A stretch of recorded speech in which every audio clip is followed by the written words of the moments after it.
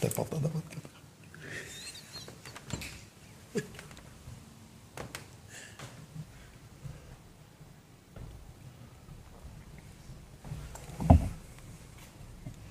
Bonjour à vous, chers choisis de Jésus.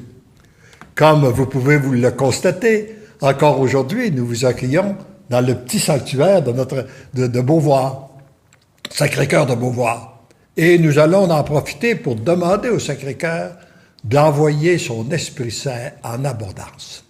En abondance sur nous et en abondance aussi sur vous qui allez écouter cet entretien, afin que tous ensemble, nous puissions découvrir l'importance dans nos vies de faire la volonté de Dieu.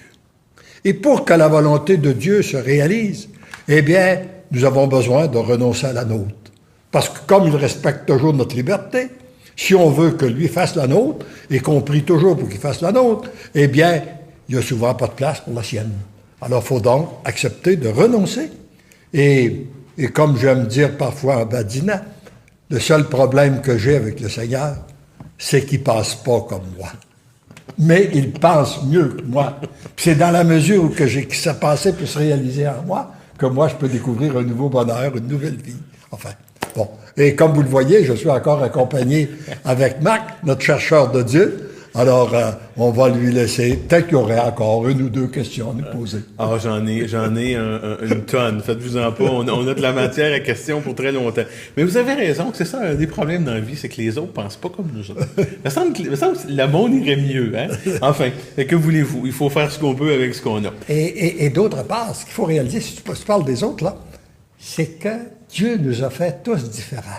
Il nous a fait complémentaires et c'est la richesse qu'il y a dans le monde, c'est notre diversité. Le pluralisme, oui. Hein? C'est ça. Et finalement, nous, on voudrait que les autres pensent comme nous, que les autres agissent comme nous. Ben non, ça se peut pas. Ils sont pas nous. Ils sont différents. Ça serait plate un peu. Ça serait plate un peu. Les discussions seraient moins animées. C'est ça. Et là, parlant de discussion, on vient de sortir d'une longue fin de semaine où les gens se sont probablement rencontrés parce que au Canada, et je pense aussi aux États-Unis, c'était la fête du travail.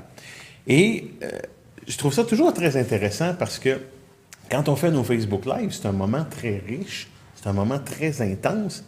Mais ce que vous ne savez pas, chers téléspectateurs, ou enfin Facebook Live spectateurs, c'est que les moments probablement les plus agréables, c'est quand on termine, puis après on poursuit la discussion.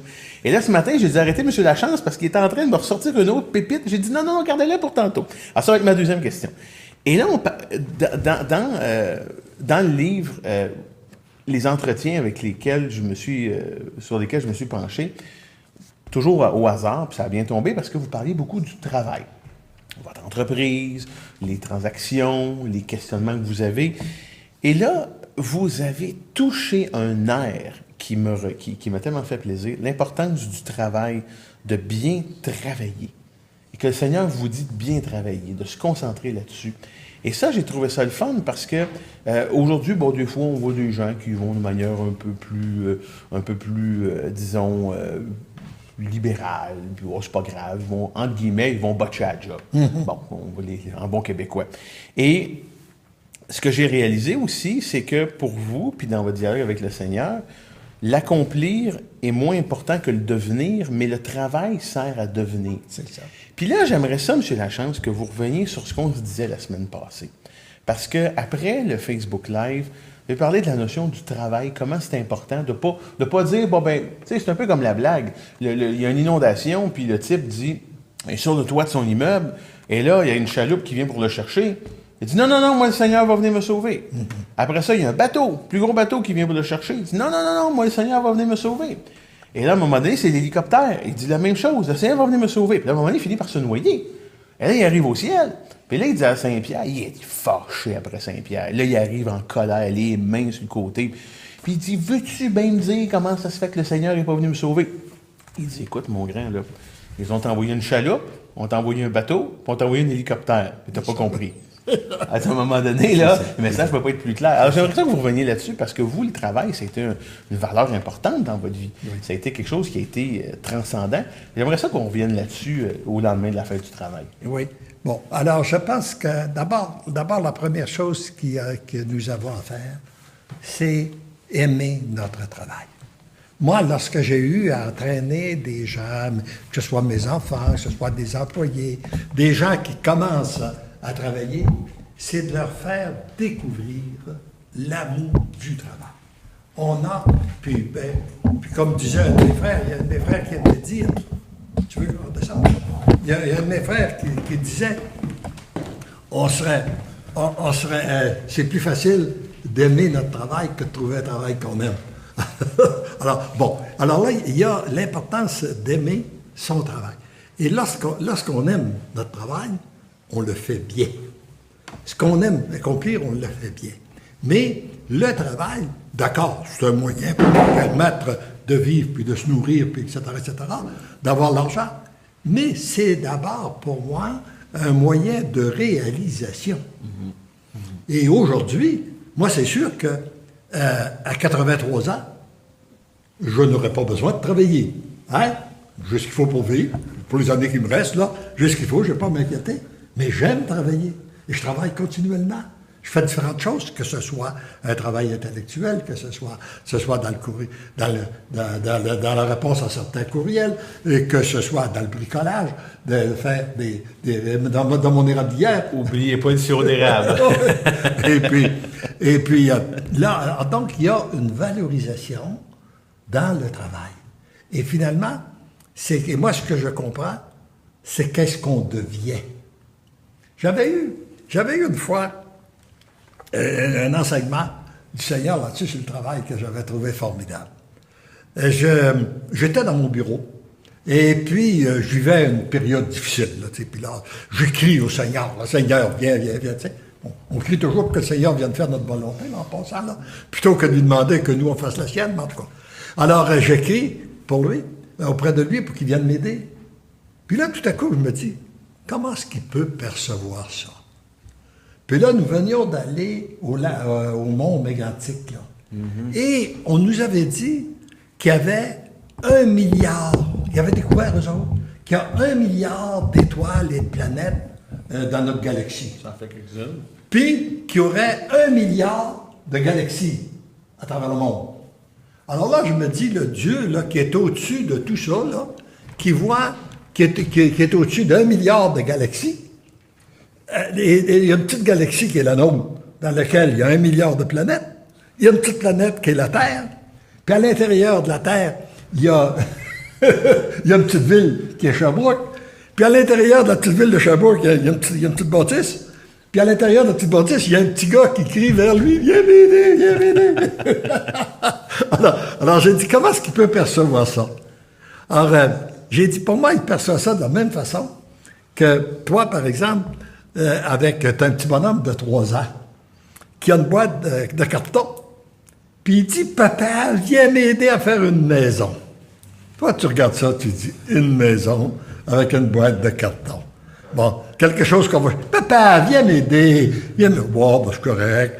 Tu prends ton couteau, les ciseaux, le scotch-tape, puis là, tu fais des petites portes, puis des petites fenêtres, puis tu lui fais une maison. Des fois, tu n'as même pas fini de faire la maison, que lui, il est parti jouer ailleurs. Tu prends tout ça, puis tu jettes ça aux poubelles. Bon.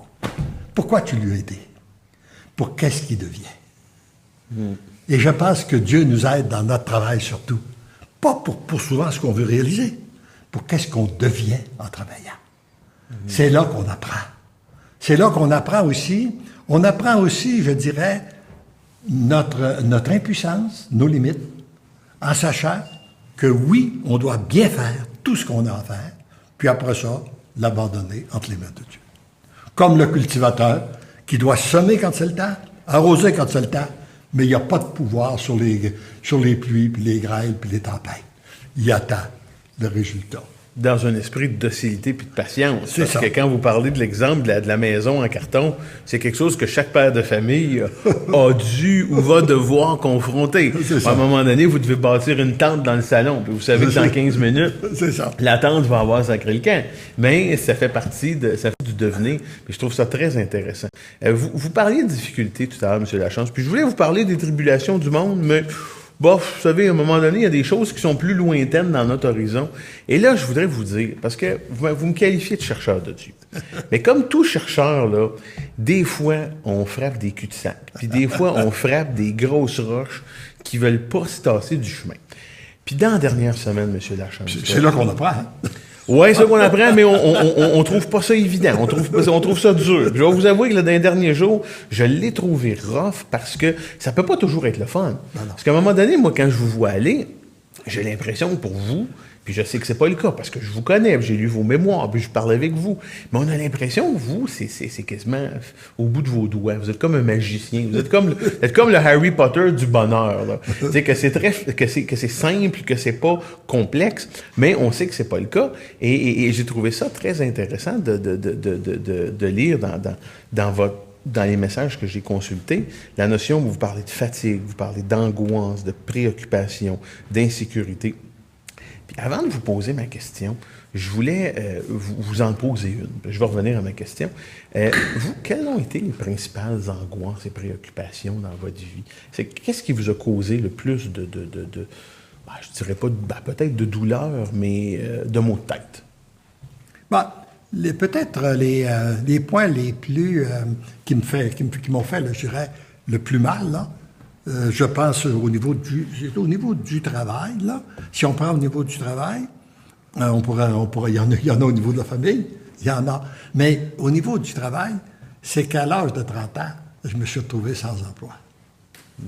Et alors que j'avais fait un succès comme vendeur, j'avais 4 ans d'expérience comme gérant à l'intérieur d'une compagnie, d'un district, le gérant de Sherbrooke. Et, selon moi, j'avais fait un succès, mais la compagnie est devenue en difficulté, puis je me suis retrouvé sans emploi.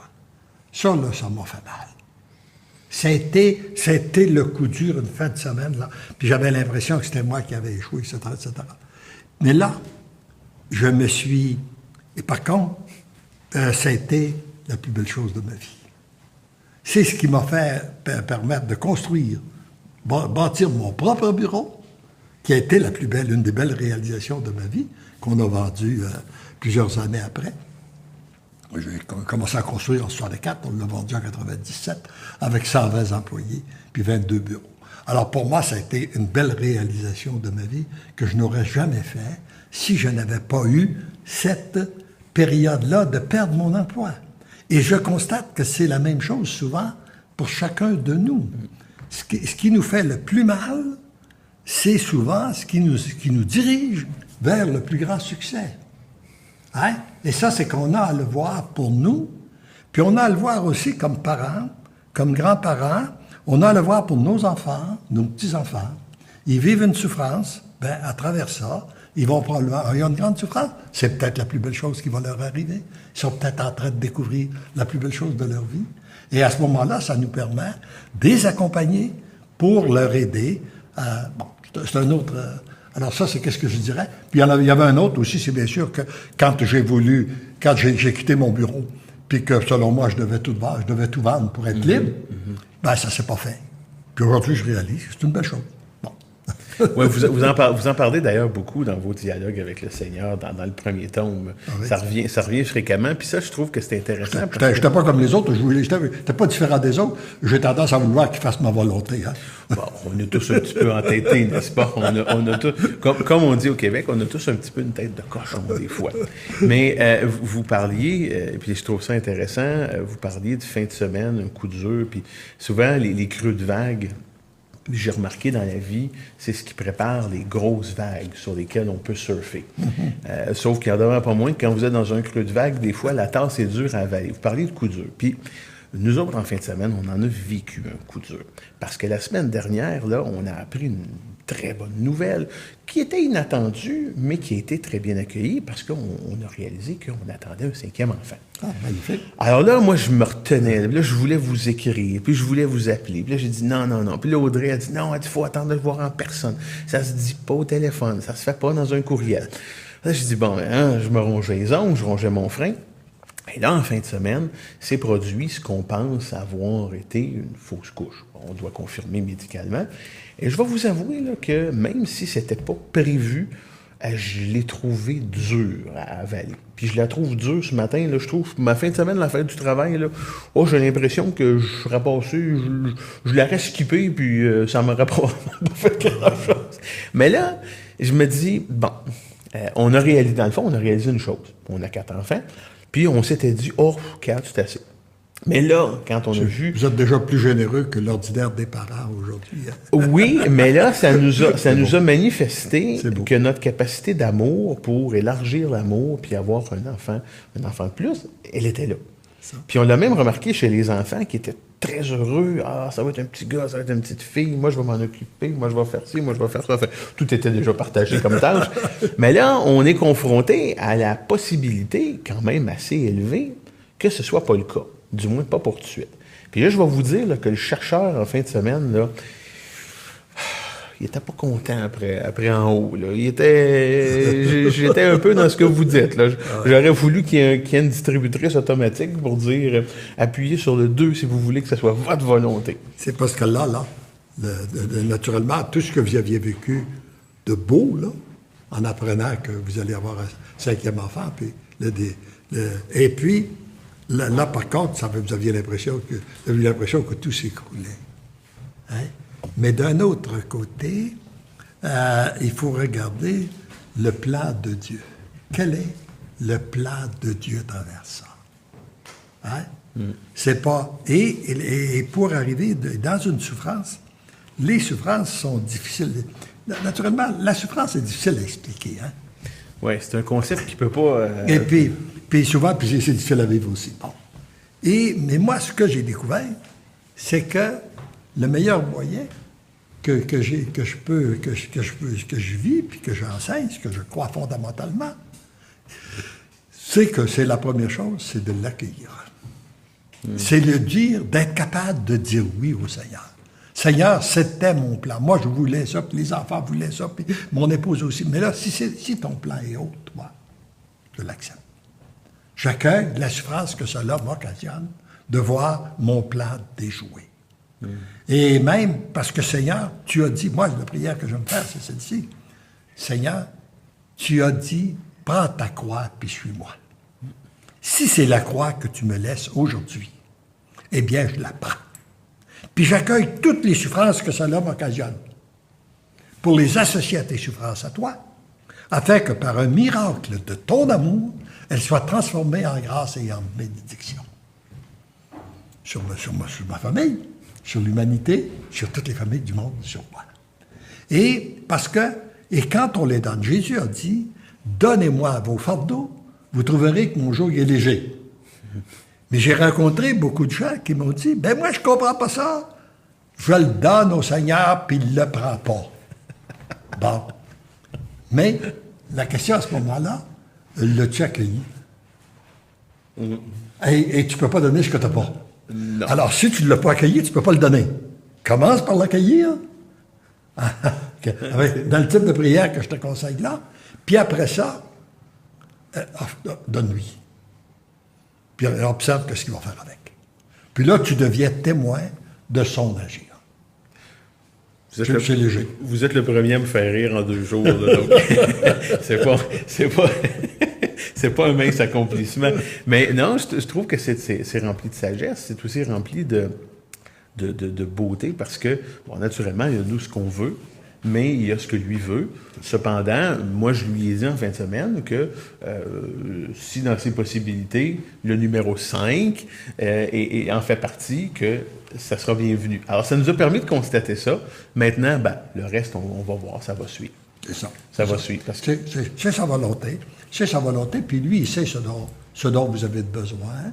Il sait ce qui va se produire. Puis plus on s'associe à sa volonté, plus lui, ça lui permet d'agir. Si on veut être témoin de son agir, il faut d'abord que ce soit sa volonté qui se réalise. Absolument. Puis le grand combat qu'on fait régulièrement, c'est qu'on voudrait qu'il fasse notre volonté. On veut que ce soit une distributrice automatique. C'est ça, c'est qu'on est habitué comme ça, puis là, ça ne marche pas. Alors, mais je dois vous avouer, M. Lachance, sur ce point-là, que ce que j'ai réalisé de magnifique, parce que derrière, il y a la douleur, il y a la peine, il y a aussi une bonne dose de colère. Je vais être humble, je vais l'avouer. Je ne prétendrai pas être un saint en disant que non, j'ai pas eu de colère. J'en ai eu. Et mon dialogue avec le Seigneur a été assez corsé. Mais bon, il m'en a pas tenu rigueur, je pense pas. Il y en a déjà vu d'autres. Il y en a déjà vu d'autres. Mais ce que j'ai constaté de beau, ça a été de voir l'accueil de nos enfants qui se sont manifestés, qui ont manifesté la volonté, l'accueil, puis la disponibilité d'avoir un autre bébé. Parce que c'est pas évident. Tu dis, on va rentrer une cinquième personne un cinquième enfant autour de la table, là. Ah ben, ils s'occuperont plus autant de moi, ils seront plus là pour moi autant, puis là, ça va être un bébé, fait qu'il va tout prendre l'attention.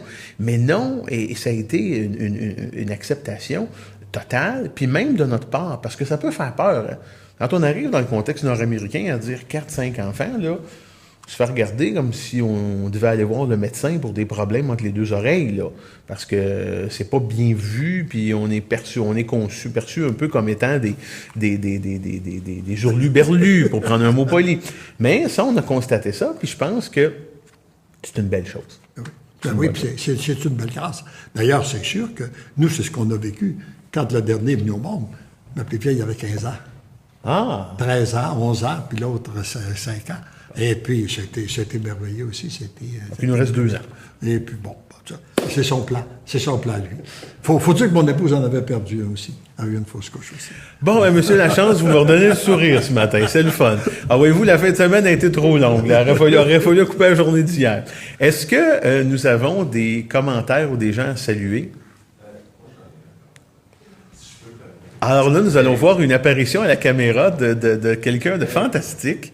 C'est rare que... Oui. Mais si je peux me permettre, ce que je trouve extraordinaire, là, ce qui me montait au cœur, c'est que dans le monde, il y a un avortement toutes les secondes et demie. Et vous avez un amour déjà infini envers quelque chose qui est encore embryonnaire. Et ça, c'est la première chose qui me frappe. La deuxième chose qui me frappe, c'est votre amour envers ce petit être-là qui n'est pas encore né. Ça nous révèle tout l'amour que vous avez vraiment envers vos propres enfants, toute votre famille, les 4, là. S'ils écoutent ça, là, eux autres même là, peuvent voir l'amour que vous avez pour une petite chose à l'intérieur du ventre d'Audrey. Combien vous les aimez, eux, qui sont vivants et qui ont passé beaucoup de temps avec vous. Alors, moi, c'est l'amour qui me frappe. Puis, comme disait Léandre, je trouve ça beau, hein? Léandre a toujours les mots justes. Accueillir, offrir. Le Seigneur, avec tout ça, va faire des merveilles dans le monde. Parce que dans l'invisible, il agit. Hein? Le Seigneur agit, l'agir de Dieu. Il va faire des merveilles et... Voilà, merci. Ben, sais-tu, je pense que tu devrais apparaître plus souvent. Ah! C'est quand je suis inspiré, puis ça m'arrive une fois rarement.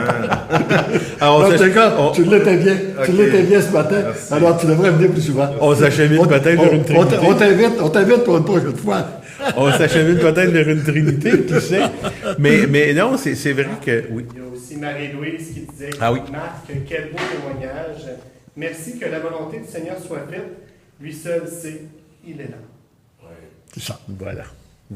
Pardonnez mes larmes, c'est parce que ça vient nous toucher au cœur, puis je sais pas, il y a comme un lien des fois entre le cœur et les yeux qu'on constate pas toujours, et c'est souvent un lien humide. Alors voyez-vous, c'est pas la pluie, c'est très bon signe. C'est très bon signe quand un homme pleure. Oui, ben c'est ce que vous m'avez enseigné, monsieur Lachance. Moi, j'avais appris, quand j'étais jeune, on m'avait dit, un homme, ça pleure. Bon. Ouais. Alors donc, faut pas pleurer, t'es un homme. Puis aujourd'hui, depuis déjà plusieurs années, je pleure parce que je suis un homme. On est humain. Et c'est justement, plus le cœur prend de place, plus souvent ça s'exprime par des larmes. Et moi, quand j'ai accepté de pleurer devant mes enfants et tout ça, je me suis aperçu que ça les avait pas éloignés de moi, au contraire, ça les a rapprochés. Ouais. Alors, c'est que, parce que le rapprochement, la même chose que la rencontre avec notre Dieu se fait au niveau du cœur. Et la vraie union, à travers les autres, se fait au niveau du cœur aussi. Alors, plus on va vivre au niveau de notre cœur, ça ne veut pas dire qu'on fait abstraction de notre intelligence puis notre façon de penser, là, mais plus le cœur est présent en nous, plus ça nous permet d'entrer en relation avec notre Dieu, et plus la relation avec les autres est facile. C'est toujours un moment très intense et agréable pour moi parce qu'on espère par ces Facebook Live-là de faire plaisir à des gens et d'ouvrir des cœurs puis d'ouvrir des canaux. Mais je dois vous dire très humblement, puis j'espère que vous ne penserez pas que je suis égoïste, mais que pour moi, c'est toujours un moment très important dans ma semaine que de venir me tenir debout à côté de vous. Parce que, je vais vous dire, là, vous avez le tour de remonter les petites statues qui se sont écroulées ou de donner le sourire ou de nous amener sur une autre piste. Et je trouve ça très, très agréable. Mais ce qui est beau chez toi, Marc, c'est ta docilité. Cette ouverture, l'ouverture de ton cœur.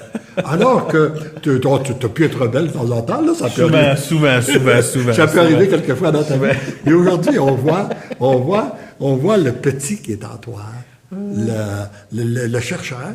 Et ça, je pense que c'est par ça que le Seigneur passe. Hein? Et c'est sûr que tu vas le découvrir de plus en plus. Puis en même temps, puis plus tu vas... Et là, il veut peut-être te dire un peu comme il m'avait dit aussi une fois, alors que je le priais pour que justement que... Et puis, je lui demandais, on ne pourrait pas vivre, Seigneur, juste dans la paix et dans l'amour. Puis la réponse que j'ai eue dans le livre de Merlin Caroutin, La puissance de la louange, oui, tu vas vivre dans la paix et l'amour, mais pas maintenant. Parce que maintenant, tu as besoin de périodes de tribulation. Ouais. Tu t'es laissé aller, puis là, tu es dans une période de purification, puis tu as besoin de vivre. Il faut que ça brasse un peu. C'est ça. Un peu comme les montagnes russes. Il faut que le nettoyage se fait un peu de la même façon que quand tu entreprends de faire le ménage de ton salon, puis que ça fait longtemps qu'il a été fait. Là, tout à coup, là, tu sais, tu as l'impression, surtout si tu arrives de la visite, et puis que les cordes sont décrochées, puis qu'on voit les cernes des cordes et tout ça, puis la poussière en arrière des meubles, tu dis, j'aurais bien dû pas jamais entreprendre de faire mon ménage. Mais après que le ménage est fait, tu te retrouves bien. Hein? C'est ça que le Seigneur vient faire. Oui, le Seigneur dérange. Mais en même temps qu'il dérange, il arrange. C'est ça qu'il faut lui donner la place. Puis ça, il le fait à l'intérieur de chacun. Il veut le faire à l'intérieur de chacun de nous. On n'est pas différents. De ce côté-là, on a tous besoin du Seigneur pour être transformés. Alors, à l'image d'un lampion qu'on allume pour lui adresser une prière, on vous laisse sur ça, puis on envoie cette intention-là au Seigneur en vous souhaitant une bonne semaine, oui. Puis en vous disant à la semaine prochaine aussi. Oui, et moi j'aimerais dire à chacun et chacune, là, j'aimerais déposer vos souffrances afin qu'elles puissent se transformer en grâce et en bénédiction sur vous, sur vos familles et sur l'humanité, afin que très bientôt, nous puissions vivre dans un monde où règne l'amour, la paix, la joie.